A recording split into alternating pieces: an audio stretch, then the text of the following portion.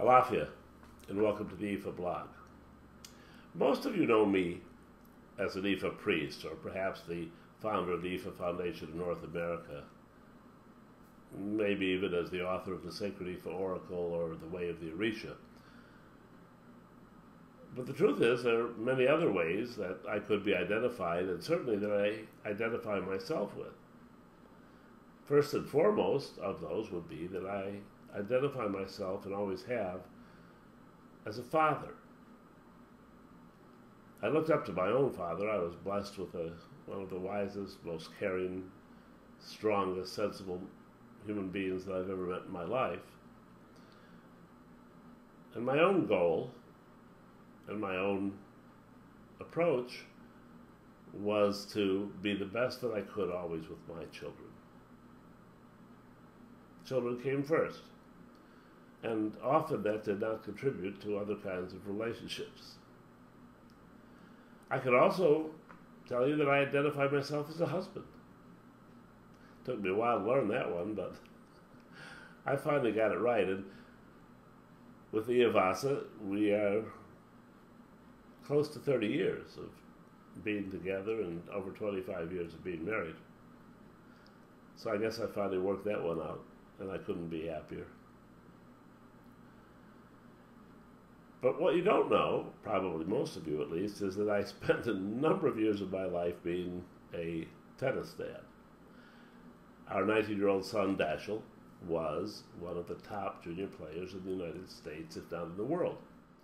But in the course of this and hundreds of other things, a phrase popped into my mind the other day when I was privy to a discussion between two women who were talking about someone who had been raised by an alcoholic mother, an alcoholic and uncaring father. Therefore, a number of the bad choices that that person had made in their adult life, and indeed continues to make in their adult life, was somehow, if not justified, at least understandable.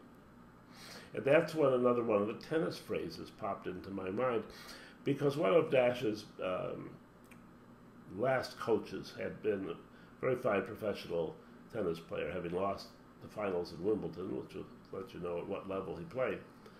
And the expression that he stated one day to Dash when he turned his ankle in the middle of a workout, and wasn't sure whether he should proceed or not, was, "If you have an excuse, you're very likely to use it." And I think that really applies so dramatically to so many lives, to so many people who either genuinely, or in their own mind at least, were deprived of certain kinds of love, or certain kinds of support, or certain kinds of care, or certain kinds of direction that they would have liked as young people. And because of that,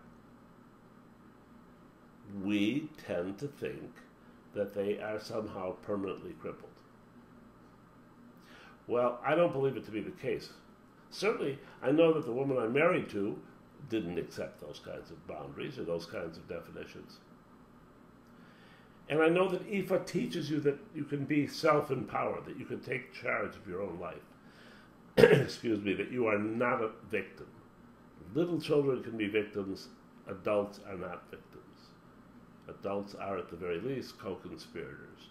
And when you think about what you didn't have, when you feel that you are somehow bent or twisted or empty or lacking, not pretty enough, not smart enough, not whatever, you create an excuse that you're very likely to use. And by that I mean that instead of pushing through into a situation, a relationship, a job, whatever, during difficult times or difficult situations, you accept that once again, you're not going to be appreciated, cherished, loved, etc. And part of you probably even thinks it's your fault, that there's something not lovable enough in you, that there's something that caused these things to happen.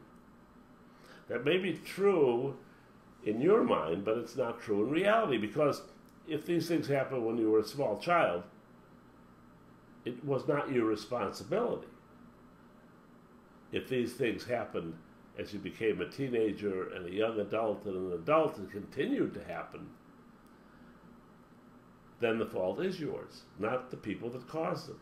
You see, in this culture, people grow up thinking that love, for example, should be a fairy tale.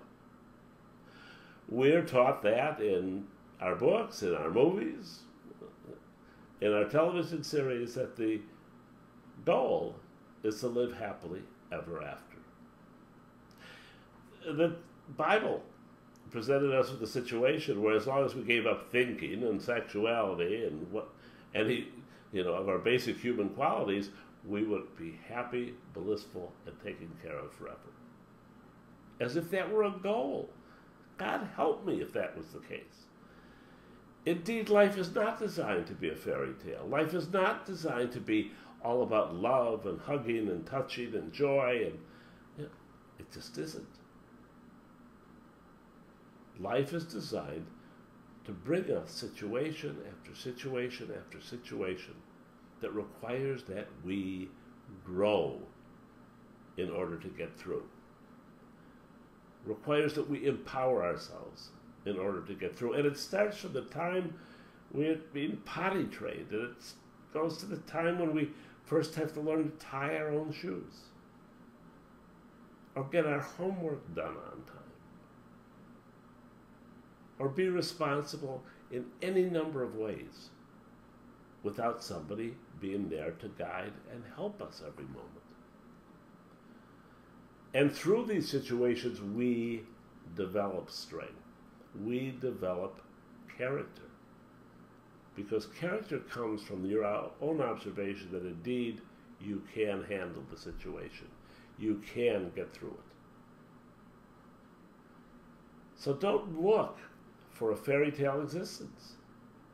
It would bore the heck out of you. One of the existentialist writers, Alan Watts, years ago, said, you love your 3-year-old, excuse me, and you'd like that little child to be 3 and loving and hugging and whatever forever. But the truth is that if somebody could wave a magic wand and that could happen forever, you'd pop the child into a microwave somewhere 50, 100, or 1,000 years into it. It would be driving you nuts. Because the only reason things are important is because they're transitory in nature. Because we know that child will grow. Because we know that the person we genuinely love won't always be there, or we won't always be there. The reason good times are good is because we compare them to the difficult times that we got through. That's what life is, and that's what we should seek. And when we start seeking that, we won't be so disappointed at every possible event, discussion, comment, situation that kicks up all these old memories, all these old knee-jerk responses that tell us, oh, here we go again, we're not good enough. Well, you are good enough. That's what Iyanifa's about. It's about discovering that, empowering yourself, giving yourself the tools and the opportunity to do that with your life which you chose as your destiny at the moment of your conception. So don't make excuses. Don't give yourself excuses. Don't forgive others based upon that same criteria, because you're likely to use them. Until next time, love and blessings.